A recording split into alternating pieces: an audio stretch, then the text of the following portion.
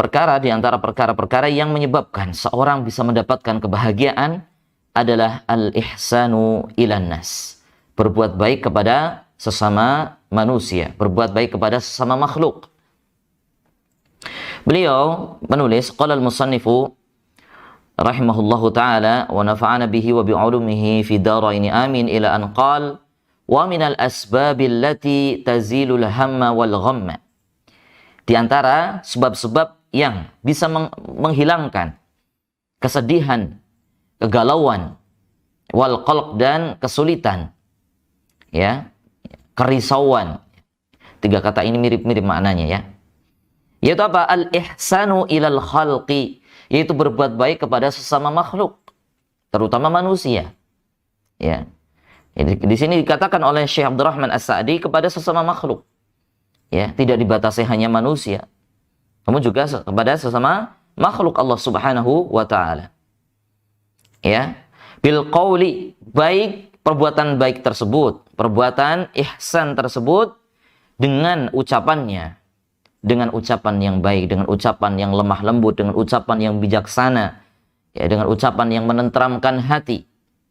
Wal fi'li, begitu pula, ya, dia berbuat baik kepada sesama manusia maupun sesama makhluk dengan perbuatannya, dengan memberi, dengan mengurusi, ya, dengan memberikan perhatian dan seterusnya.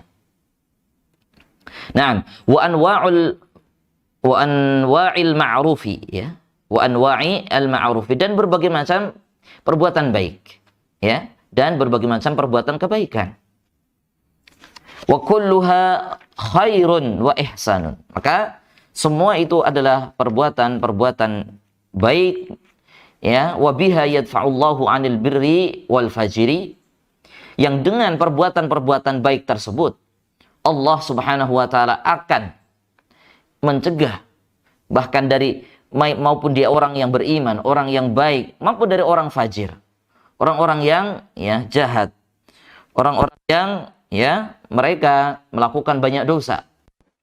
Ketika mereka melakukan kebaikan, ya, ketika mereka melakukan kebaikan, wabiha di sini maknanya dengan kebaikan tersebut yang dilakukan baik oleh orang soleh, yang dilakukan baik itu oleh orang, ya, toleh maupun orang fajir, itu orang yang banyak dosa, orang jahat, ya, Allah akan menghilangkan dari mereka apa? Al-humuma wal ghumum, ya, kesedihan dan kegalauan mereka, bihasabiha, sesuai dengan banyaknya amal baik, ya, sesuai dengan banyaknya perbuatan baik yang mereka lakukan kepada manusia maupun kepada sesama makhluk.